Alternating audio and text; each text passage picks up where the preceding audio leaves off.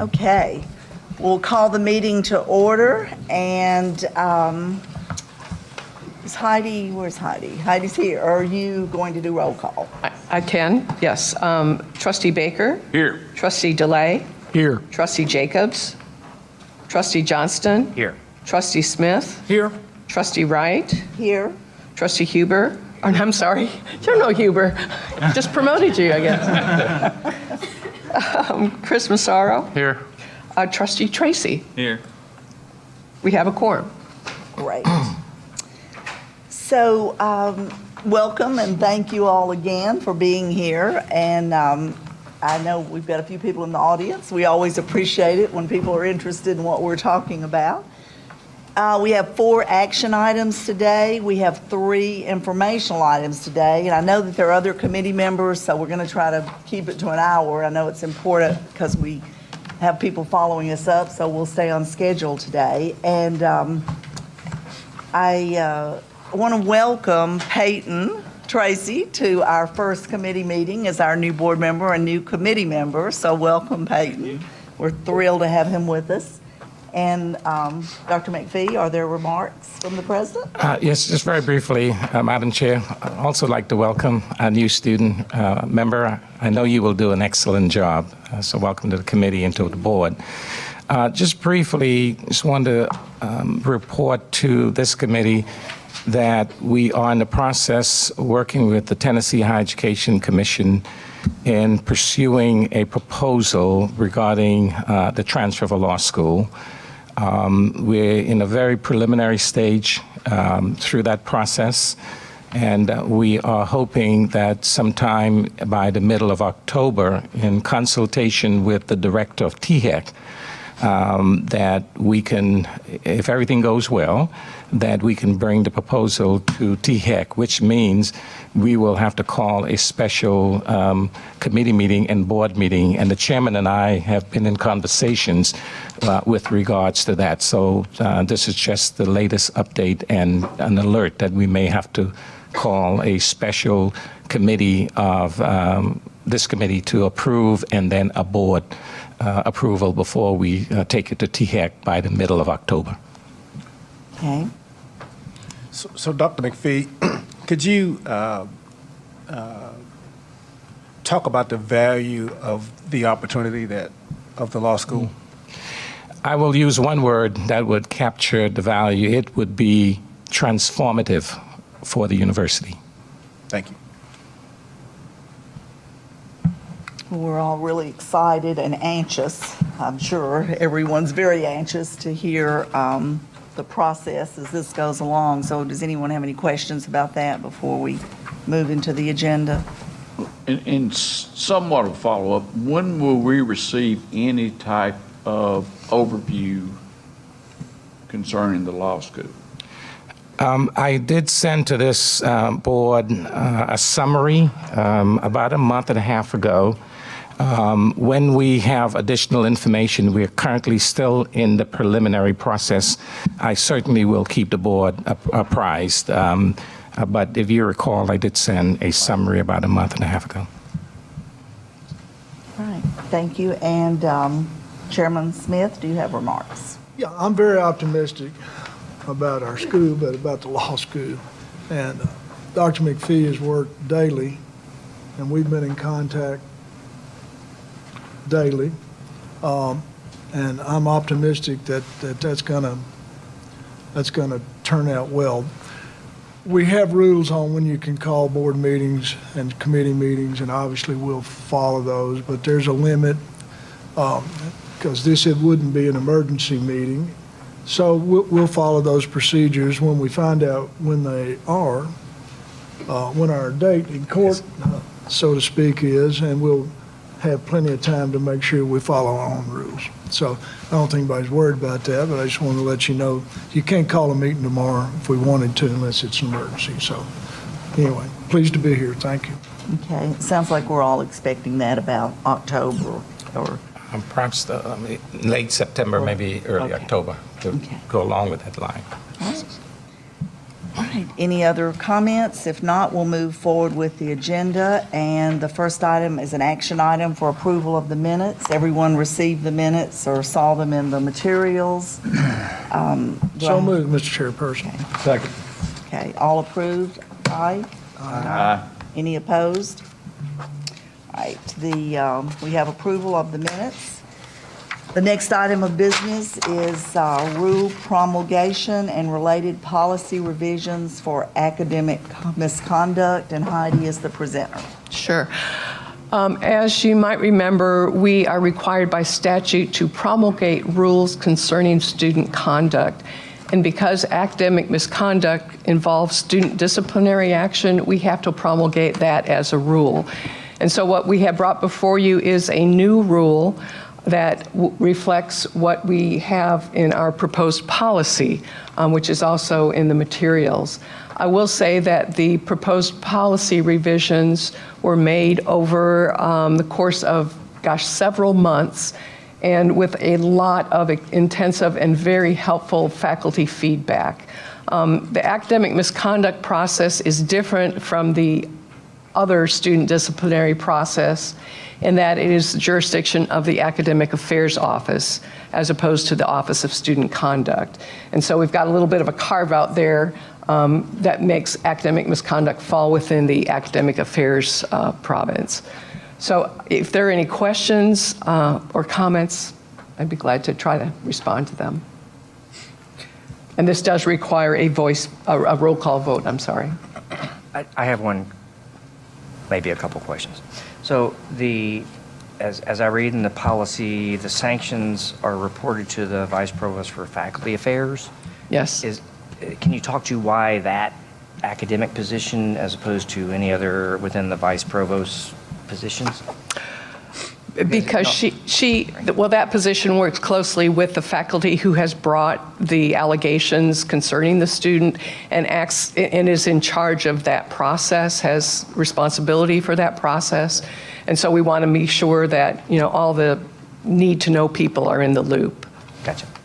And far be it from me to be concerned that a faculty member would abuse the privilege of claiming misconduct, but I'm assuming, and please correct me if I'm wrong, that there are policies on faculty behavior that address, a faculty member who just decides to claim all kinds of misconduct where it doesn't exist?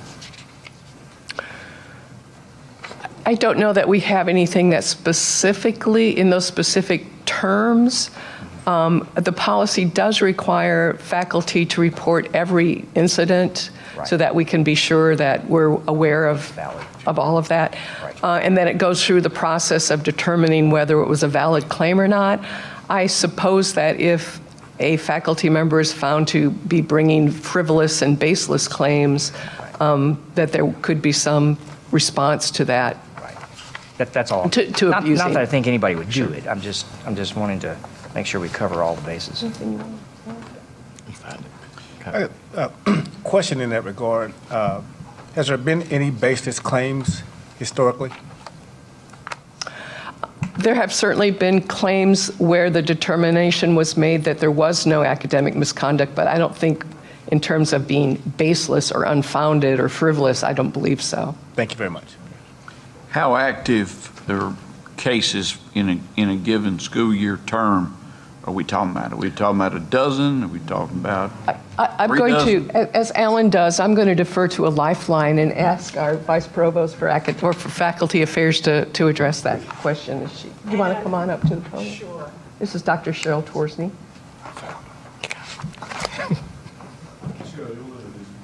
I will do that, and I would like to introduce Michael Bailey, who has been with us for about a year. He is the Director of Student Academic Ethics, and so things run through his office, and he reports directly to me. He has informed me that there are about 300 cases that come up every year or so. A lot of them are cutting and pasting. A lot of them have to do with unacceptable use of cell phones and things like that. And Mike works with the faculty to ensure that they are appropriately educated as to what to watch for. Oh, yes. Yes. So that's something less than 1.5% of the students. That's not bad. Yeah, and that's normal across the country. Due process. Okay. Any further discussion, questions? Due process. All right. Great, thank you. If not, we're ready for a voice vote. Yes, we need a motion and a second, and then I need to do a roll call vote. Do I hear a motion? So move. Do I hear a second? Are you second, Tony? Well, I can second it. Okay. All right, so I've got trustee Johnston as a first, and who made the second? Pete? Trustee DeLay? You guys are competitive with motions today. All right. Everyone's engaged. Ready for voice. All right, trustee Baker, please indicate aye or no, or abstain. Trustee DeLay? Aye. Trustee Jacobs is absent. Trustee Johnston? Aye. Trustee Smith? Aye. Trustee Wright? Aye. We have a quorum, and the motion carries. All right, next item of business, rule promulgation and related policy revisions for policy 540, student conduct. Also an action item that requires a voice vote. Right. And Heidi will give us information. All right, you may be thinking deja vu, didn't we just talk about this one? Wasn't this just on our last agenda? And in fact, it was. But now we are bringing to you the policy and the rule for further revisions. Between the last time you looked at this and the current revision, the legislature passed some statutory amendments that has now required us to make further revisions to both the policy and the rule. So that is what is before you this morning to consider.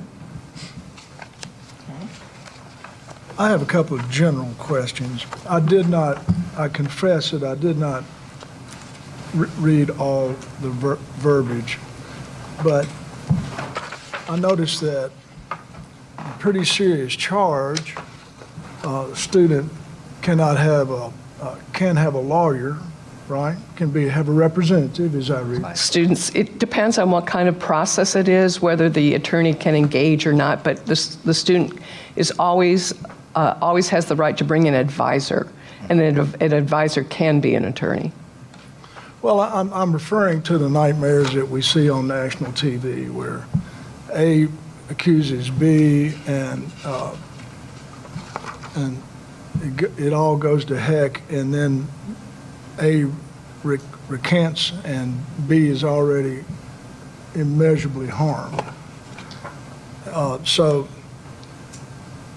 why would a counselor not be able to be active in the cross-examination of an accuser? I read that, I see both sides. I also see what happened to the Duke soccer team, and may not be applicable, but in the world we're in, looks like we got lots of victims' rights. I just want to make sure, and I can only trust what you tell me, which I do, because I haven't read through each one, but I want to make sure that the person that's accused has equal rights. I got two or three. I didn't read just in my fast.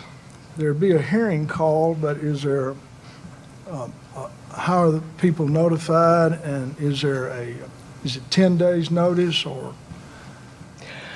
Okay, a lot of things to unpack in that. First of all, our process, which is in the policy and which isn't changed, it's been ongoing, is that a student who is facing suspension or expulsion, and Dr. Sells, jump in if I'm misrepresenting, has the right to choose a hearing or not. And if the student wants a hearing, he or she can choose an institutional hearing or a hearing under the Uniform Administrative Procedures Act. So they have that choice from the get-go, and the differences are thoroughly explained to the student about what happens in what proceeding. The one difference is that in the UAPA hearing, the student can be actively represented by an attorney. And so that attorney can make opening statements, present evidence, cross-examine evidence, and make a closing statement, and so forth. So in that regard, the attorney is certainly an advocate for the student. The policies do provide for equal rights to both the victim and the accuser in terms of getting notice, the right to see evidence, the right to call witnesses, and so forth. So they're equal. They have equal rights. And there is, I think this was your last point, there is a specified notice period prior to the hearing that notice is given to the student about when this will take place. And the person who works in the student conduct office meets with each of the students to go through the process and answer any questions to make sure, because it is a process that students aren't very familiar with, thankfully, to make sure that they understand what each of the steps is and what the students' rights are. At what point do you turn it over to law enforcement? Because I think some of the cases that I read about, school does, and it should be a law enforcement case. Let's say it's a rape. At what point do you turn it over to a judicial system? Under Title IX, the victim has the option and the discretion whether she or he wants to have it run through the law enforcement. What about the accuser? Well, the accuser wouldn't No, go I to got law. it. You're right. Okay, Yeah. I got that. So, I mean, the most egregious thing that could happen, we would turn that over to police first, or would we do that first? How do you do that? Well, A Probably if accuses B it's- of rape. Where does that? Just give me the process on A accuses B of rape. What happens? okay.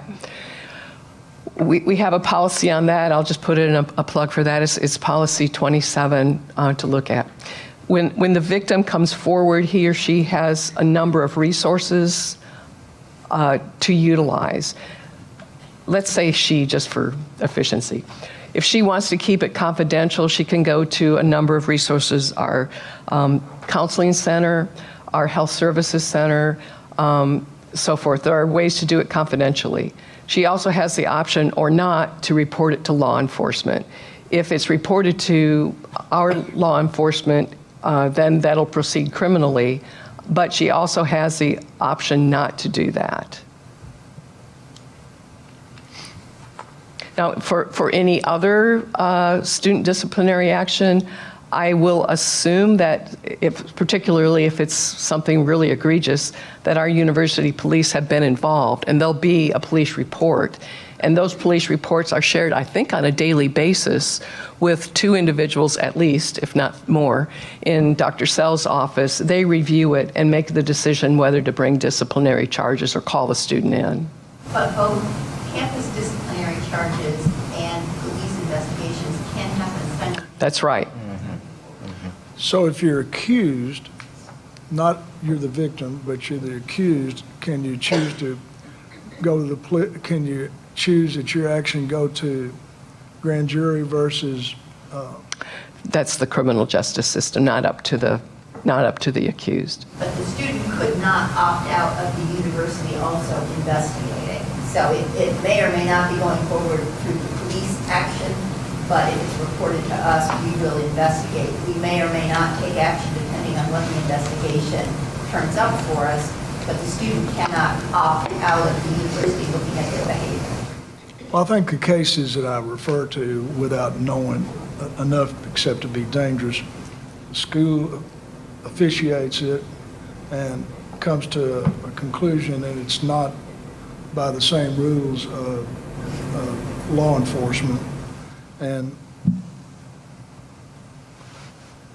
I just want to at least speak of, they should coincide in some way.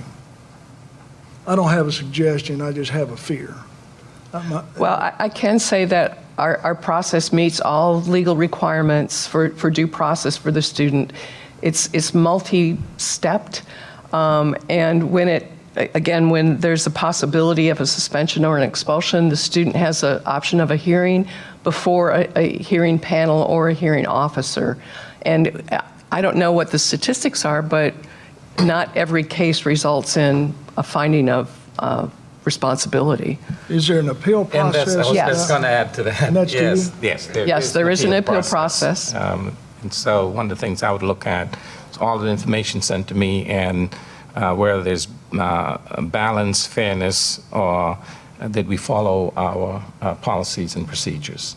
So I pray we're delivered Yeah. from what I'm speaking Yeah. of, but it's inevitable. Thank you, Sure, Ms. Chairman. sure. That was, And it's due process on both sides, for both the And we accused do have and the that. accuser. And so, Could I ask a question on that subject, please?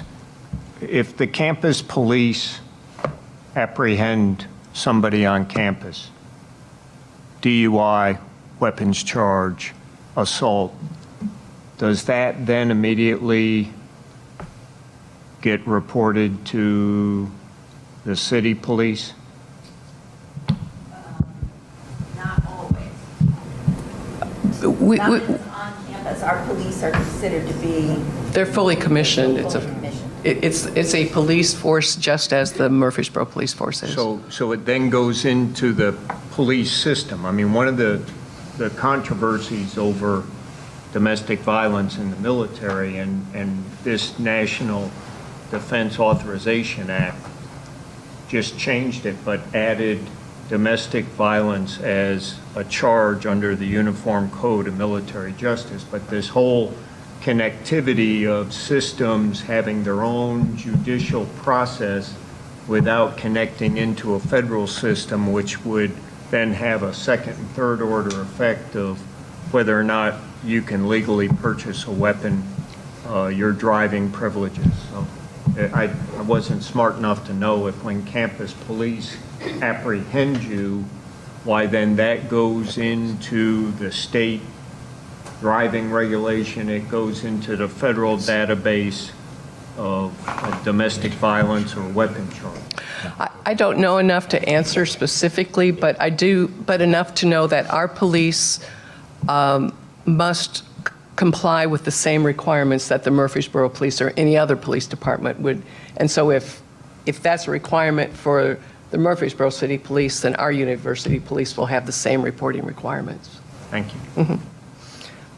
Heidi, I've got one basically practical question to ask. And I'm totally cognizant of the fact that this is not a criminal court of law. This is just our policy. I'm really asking, in cases where there's no evidence, no physical evidence of use or abuse, for example, no containers, no paraphernalia, we are simply relying on behavior to make this statement or these accusations. Is that correct? In other words, we talk about abuse of a drug or abuse of alcohol. We don't have to have the paraphernalia or the empty container to make that accusation. Is that correct? And we're not going to draw blood from anybody or do a Right. breathalyzer test. I think it's all situational. If we have witnesses who say, yes, I saw him using or imbibing, then we wouldn't necessarily have to have the syringe or the can. We would rely on our witnesses to support our case if one was brought. And like the judicial system, the court system, obviously the credibility Right. of the witnesses will be factored in. And we've had cases like that where the committee really makes a decision based on what they determine as credibility when they have witnesses. Right. thanks. I just want to make Okay. sure that we never put convict an innocent person. And we may let a guilty one go every now and then, but in America, we never convict an innocent person. And one other question, kind of related to Steve's comment about the accused being innocent and being tried, I guess, somewhat in the press. Is there, can you mention what the process is for the confidentiality and the being sure they're not tried in the press? And sometimes I know it's unavoidable, but just what the process is. Well, it won't be because we shared the information if it becomes public, unless the student agrees to allow us to make it public, because these are student education records under FERPA, and therefore not disclosable without it falling within an exception or getting the student's prior written consent to do that. Okay, and so that doesn't happen. It would be unlikely, really. It would be very unlikely. Okay.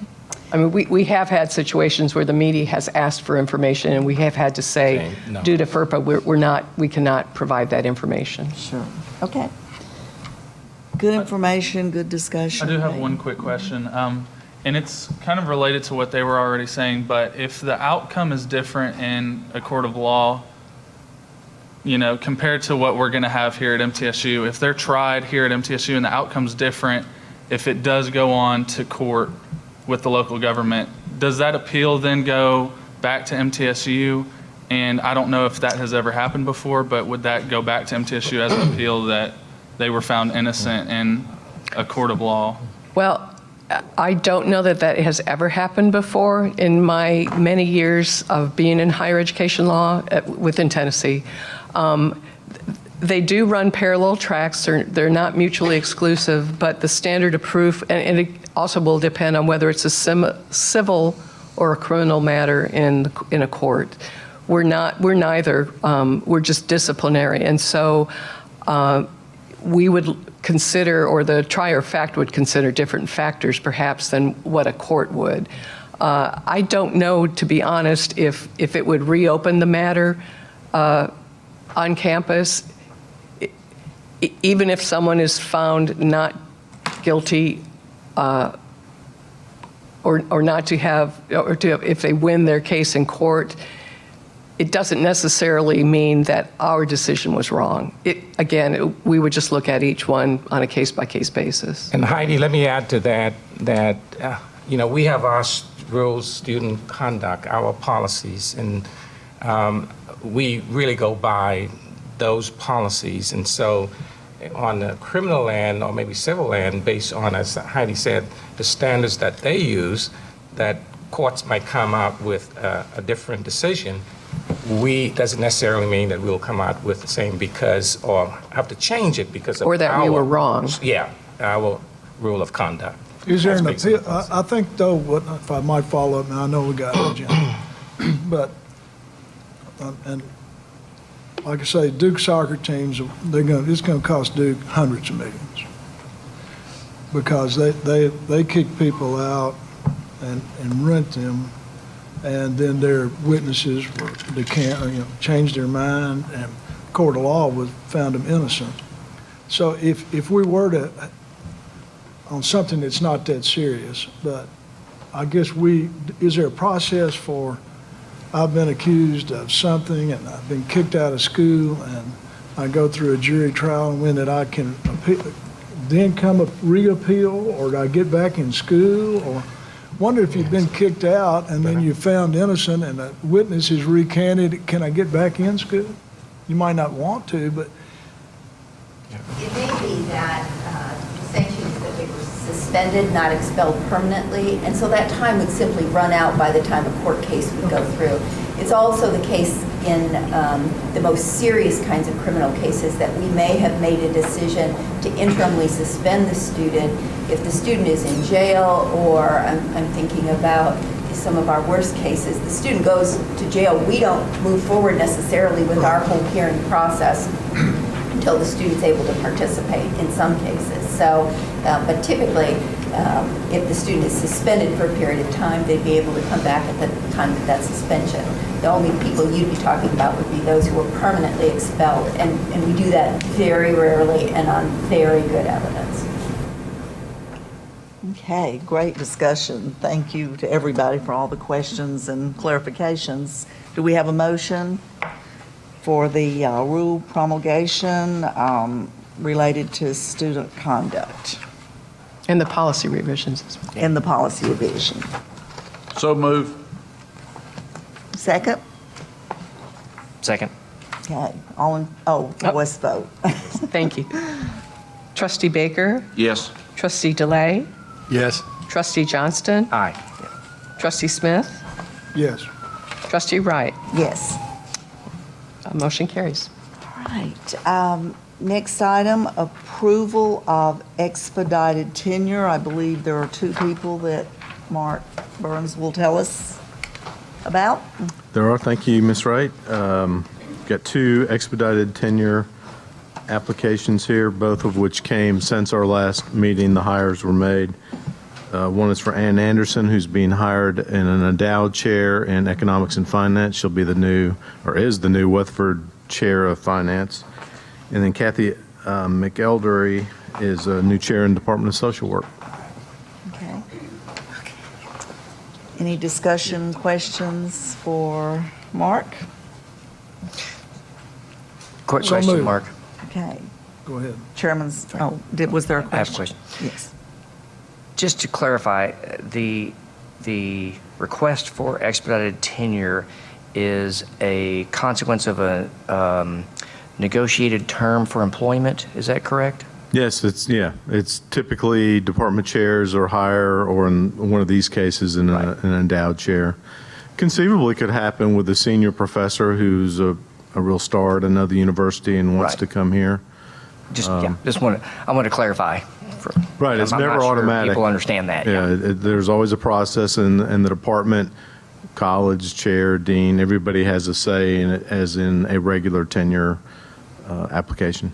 And that process was followed. I know we all know. I know you and I know this, but Yeah. but we followed the same procedure to bring this to the board. That the recommendation for tenure was approved through all the levels that we normally go through. Right, the process is different, but everybody, all the same people get a say in it. Exactly. So, yeah, this is not just me or the president asking for this. This has Exactly. been approved at all the different levels. Yes. Good question.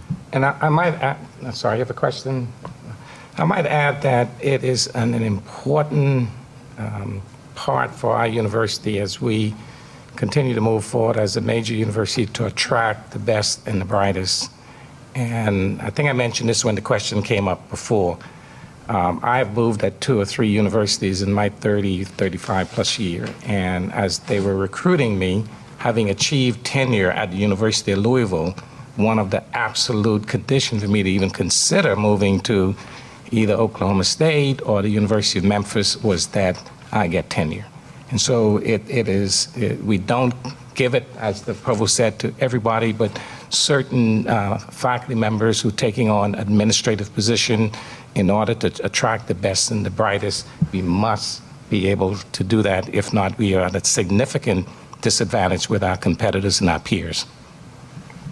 Just in clarification, so oftentimes, these particular individuals have not actually engaged in their position, but in this case, they are professors of engage in practicing.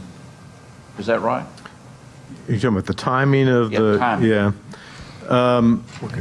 Well, we have cleaned that up somewhat with the new process, but it's a good point. And they are already here, but they don't have tenure. If you were to vote no, then they'll be very unhappy, and it'll be hard for us to hire in the future. But it's a great point. In reality, no, they're not tenured until this board gives them tenure, even though they both have already started. So the point of order, in order to keep this as a good university, we're entrusting ourselves to the judgment at hand that all points of order are in line for this to be earned Right. and clarified. Absolutely. That's a great So- great point. And occasionally it makes candidates nervous because getting tenure is a big deal, and they're actually giving it up at their prior institution, and there's going to be a period here in which they don't have it. Yeah.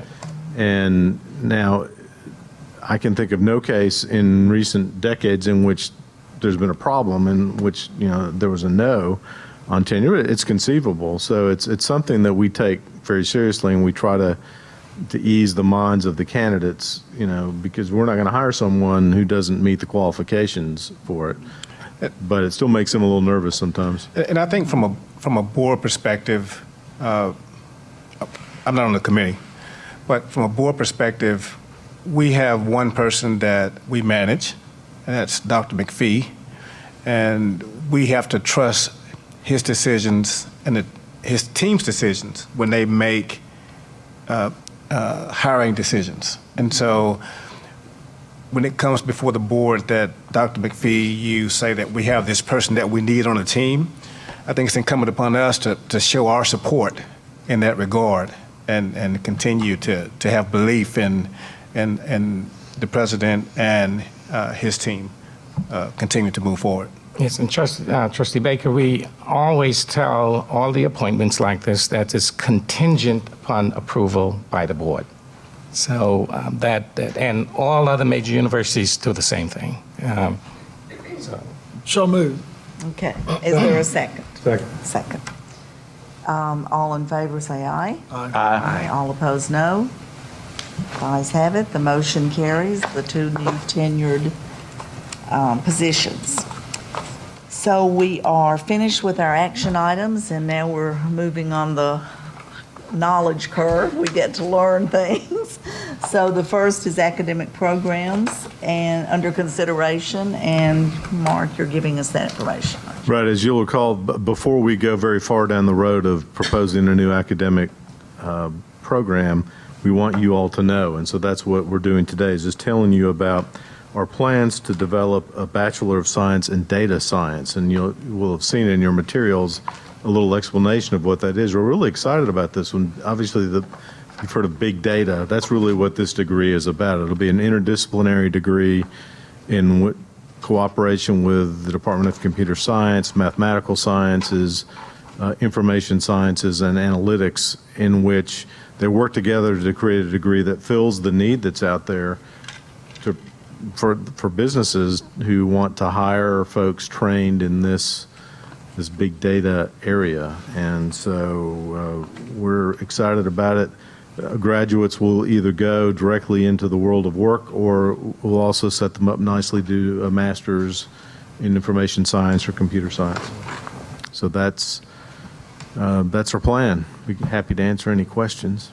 Mr. Provost, the Labor Department has listed this area as one of the fastest job-growing areas among the disciplines. So and we hear from our colleagues, business colleagues in the region, that significant need in employment. Right. Dr. McPhee may have completely answered the question, but if you'd like to add anything to that, how do you determine that there's that need? He did pretty much answer it. We hear both formally through reports, but also informally through employers and through our faculty, who are pretty well tuned in to what the industry is needing about the demand out there. We have heard for a while now about the demand for IT folks in Nashville, that there's just not the supply of graduates, and so we're trying to respond to that. And we also use data in this case, for a data degree to determine, based on research and surveys done by the industry, as to whether the job demands and placement for those, and we use that as part of the information. I saw that this was under consideration by the institution. What's the soonest that we can get this into the university? I'm looking at Peter. Yeah, fall of 2020.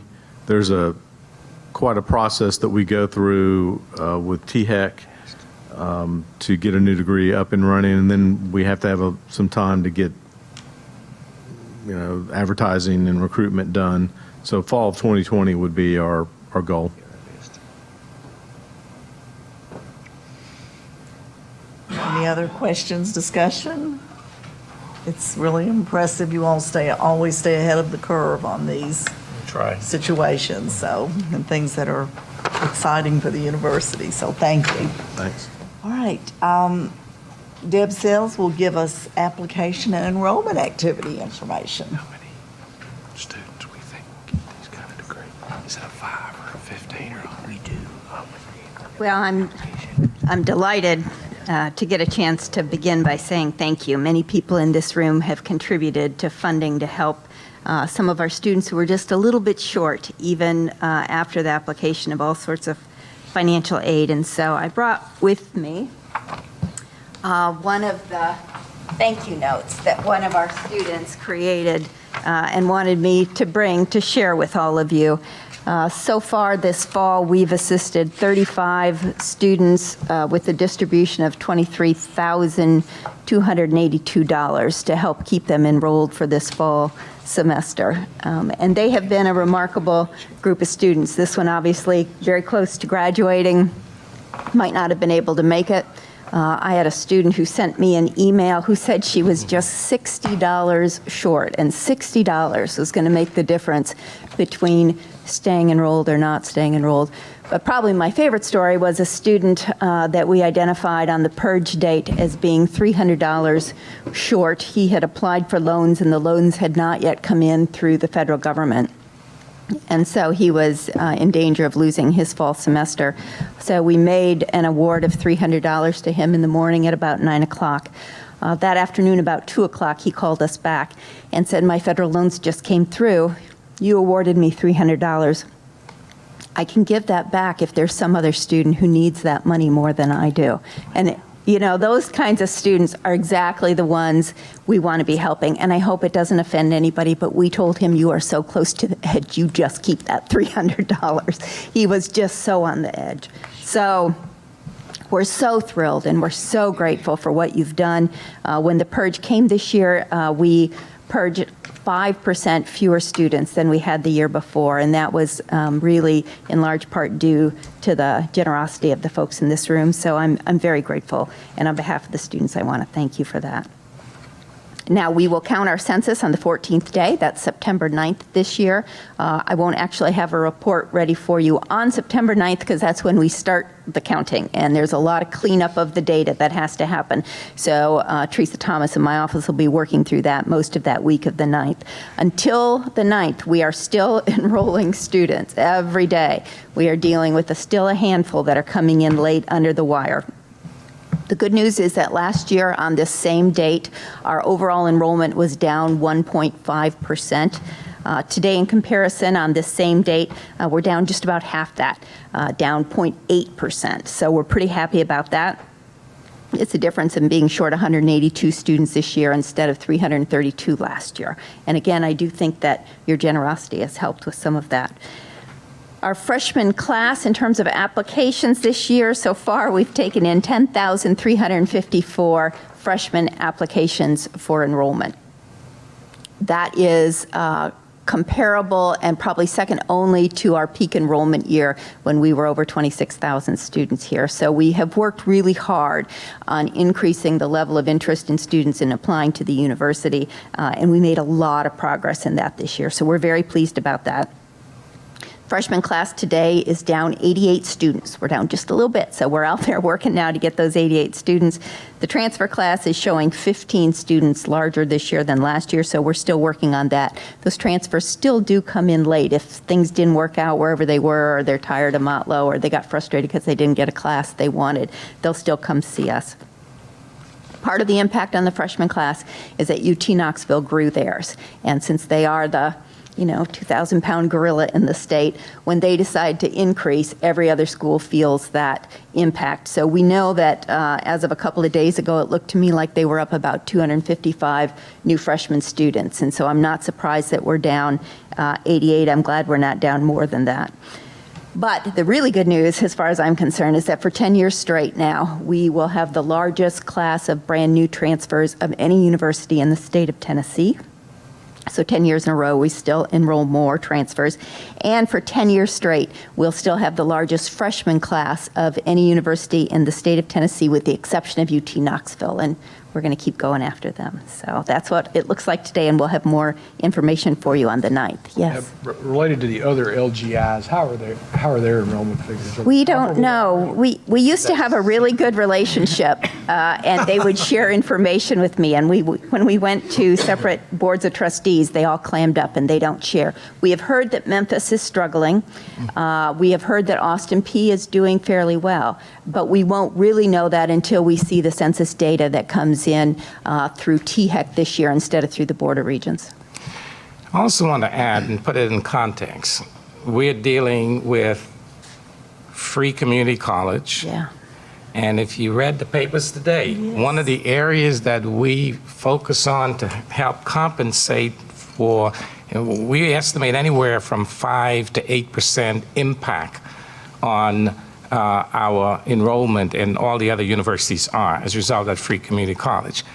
But you saw in today, Mike Krause was quoted in the papers as saying that they have implemented free community college for adult students, that their goal was 10,000 applications.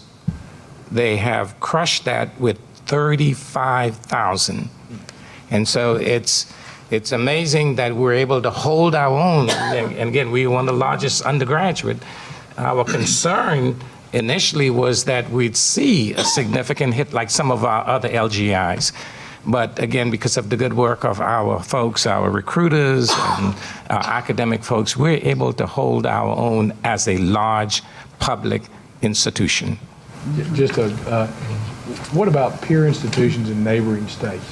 For example, let's pick a Western Kentucky world. They don't have the exact same regulations we're having as it relates to community college. How's their enrollment? Generally speaking, they are struggling, Western. And in fact, just about 2 hours ago, Ms. Edgar and I were on the phone with the folks from Pennsylvania system, the entire system, and they are asking us to come and talk to them because their enrollment has tanked significantly. Their retention numbers are down, their graduation numbers are down.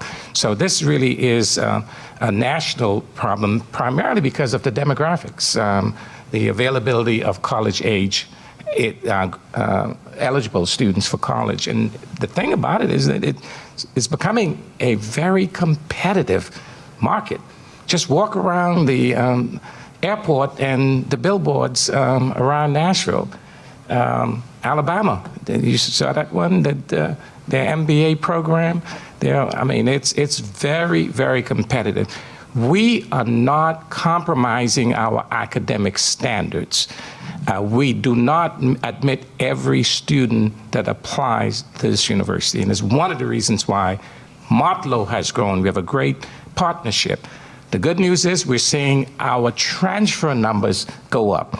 Other institutions are really struggling in that area, so we think that we can hold on until we get over this issue of the free community college and free adult education. Two questions. How much longer, in terms of days or weeks, is it possible to still rescue more? Right up until we take the census on the 9th, we will keep rescuing. So it's almost 2 weeks. And will you get us some numbers on what Pete asked? I mean, when they're available, we'd like to see what the trends of our LGIs in Western, North Alabama. I mean, I don't know. You tell me what's applicable. Sure. We'll pull out. Yes, THEC will gather everything for the state, and we'll grab that internally and have that to share. You bet. Thanks so much. Well, one Yes, other ma'am. question, and with the comment about we're being competitive with outlying areas, can you mention how online classes are changing? Is it going up, down? Is that helping us if it's going up to get outlying areas? Yeah, Mark will want to answer that, I think, because we have seen some growth this year in our online offerings. Yeah, the trend line for online is up. Straight up, okay. You'll remember a minute or two back, you approved an increase in the online or distance ed fee, and we're using that to beef up our offerings in online. And we're transitioning away from the consortia that we used to be in, and so we're constantly looking at that. There was just an article in the Chronicle of Higher Ed this past week that talked about the universities across the country that are growing at the highest rate, and the ones that are growing at the highest rate are enrolling the largest number of online students. So that's a probably huge gets back to driver. the return on investment that which I assume is higher with online, so. Good information. Thank you so much. Thank you. One other question. Are we in any degree headed towards any vocational applications, which seems to be a trend? No, sir, we're not. And as a comprehensive university, we focus on the academic disciplines. It doesn't fit. It doesn't fit. Okay. That's the mission of the technology college and the community college. Okay. All right, thank you, and we have about, well, almost 15 minutes left. Chris, you were giving us an athletics recap. I don't think we've heard from you in the last couple of committee meetings. You're not giving them, Time for you. but you're not giving the whole 15 minutes, are you? Oh, well, sure. He deserves Chris, you're the it. He only deserves person it. standing between us and lunch. I tell you. Very brief. This is something for you guys to look at. Little document, but I'm not going to go through that document, so don't worry. Are we going to win against Vanderbilt? That's my first question. Absolutely. Okay, good. Absolutely. It'll be a fun game to play. But I just wanted to give you guys a little bit of a report of the past year. I know we're looking forward to this upcoming year, but just a little bit what we did athletically and academically last year and a couple good stories to tell. First of all, we won 5 conference championships, our teams did, and the football team had a bowl win. So that was very significant for us. We had numerous all-conference performers. Probably our most notable performer was Nick King. He was a third-team All-American in men's basketball. It's the first time in the history of the school that we've had a player achieve that kind of national recognition. Women's soccer had Conference USA Freshman of the Year, Peyton DePriest. She's from over in the Brentwood area. And women's softball tournament MVP was a pitcher, Corey Jennings. We had a track athlete finish second in the country in the outdoor track in the 800 meters. Abiki Agabonini finished second in the nation, and Odie Yonk finished 9th in the 200 meters in the outdoor. So we've had an incredible track as well. Jacob Chogi was All-American in cross country, as was Keegan Shamati was an All-American in cross country as well. But I think this board's probably more interested in kind of the academic piece. And one of the things that we're most proud of is the last school year we graduated 72 student athletes. And that was a very good number for us. It's pretty typical number for us. This fall we'll graduate a bunch more. It'll be about 40 in the fall, so it's scheduled to graduate. But we graduated 72 last year. Kind of a remarkable, yes, sir. So, graduating 72 athletes, what's the graduation rate for athletes? Yeah, there's 2 measurements that they use for athletics. One of which is called the GSR, and that's called graduation success rate, and that accounts for a transfer. So if a guy leaves academically eligible at your institution and transfers to another institution and completes his degree at another institution, that counts for you. And we're right at 88, 89% on our GSR. Our federal graduation rate, and you're hitting me by memory, is right around 60%, Daryl, on that. So we do well. We graduate above the normal student body, and that's happened in my entire tenure here. So the athletes have more intensive tutoring and intervention, some of which the intervention techniques that we've used in athletics have been since adopted kind of in the student success program as well, because they do work. So, yeah, so that is impressive, and you answered part of my question about how do we get the rest of the university's graduation rate up to where the athletes are. And I think that since we've started adopting what you do in athletics, has there been an improvement in the overall graduation rate? We haven't made that comparison, but also you have to look at the end, the number.